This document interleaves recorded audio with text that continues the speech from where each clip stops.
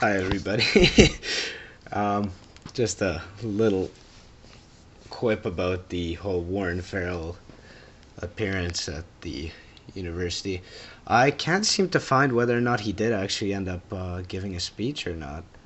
All I keep finding is either articles by MRAs wherein, they basically point out the obvious, and articles by pro-feminists.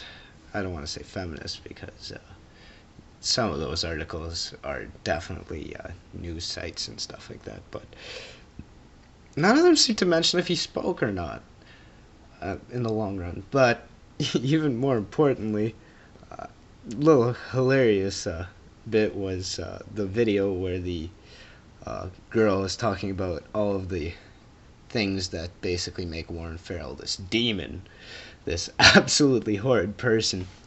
And I noticed there's this moment where she quote mines where she says that, and I could be misquoting this, so just give me a sec to remember it. She says that Warren Farrell said, "Before we called it date rape, we called it exciting." Now, in the book, which I read a long ass time ago, probably like a year and a half ago or so. I guess that's not that long. But anyways, in the book, he's talking. The context in which he's mentioning that is basically to explain why a lot of men are really confused when it comes to any kind of expression of sexuality or anything like that within our society.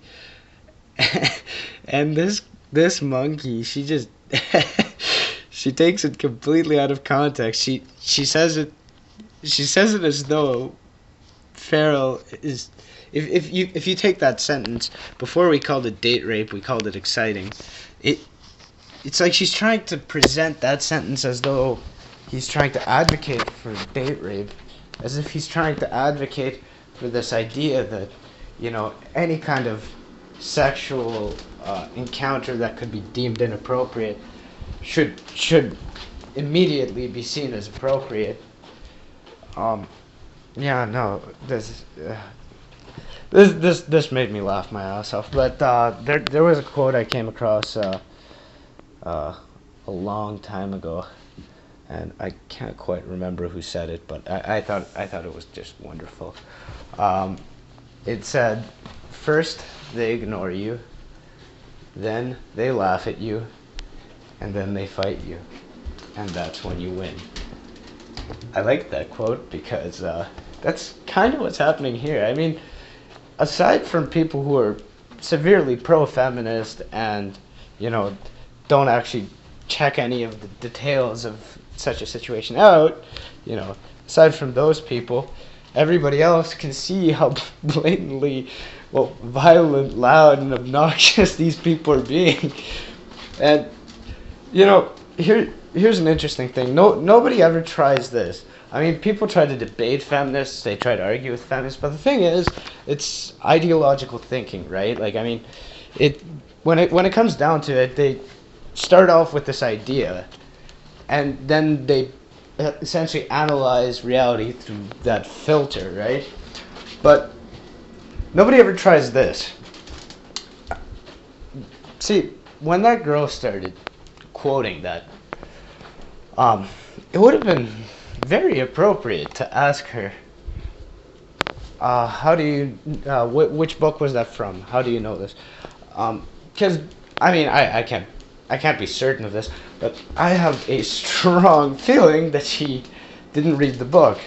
And the thing is that I'm almost completely certain that it was probably some sort of women's studies teacher that basically threw this quote out there for the masses to absorb and defend, or I guess attack, not defend so much.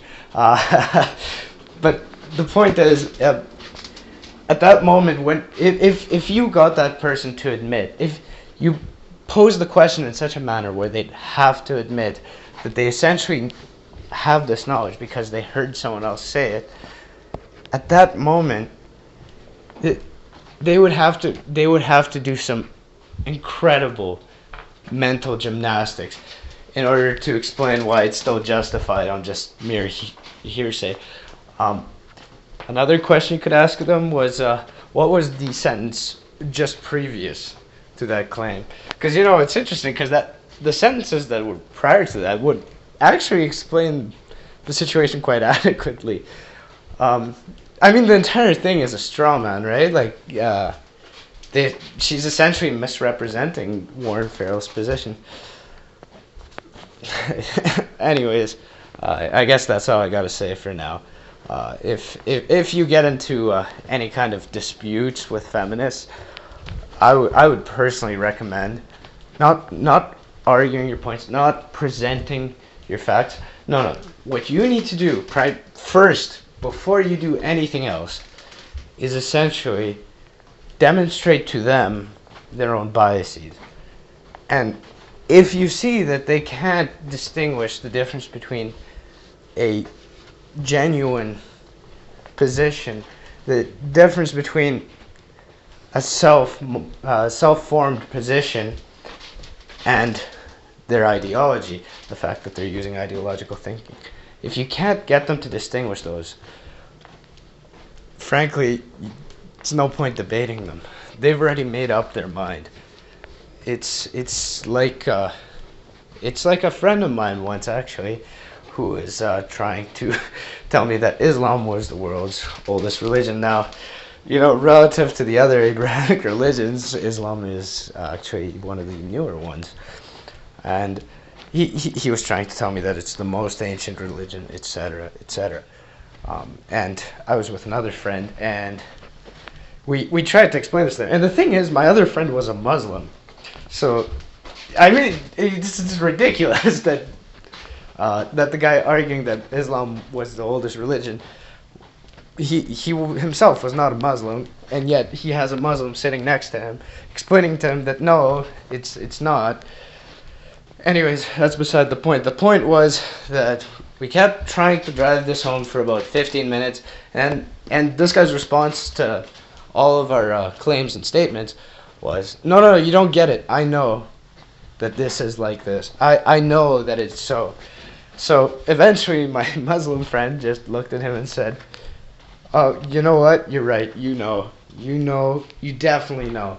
And I tried to butt in, and my Muslim friend interrupted me, and he was like, no, there's no point. He already knows. He knows. Anyways, I guess that went on a little bit longer than I thought it would, but that's all I gotta say for now. Anyways, have a good night, everybody.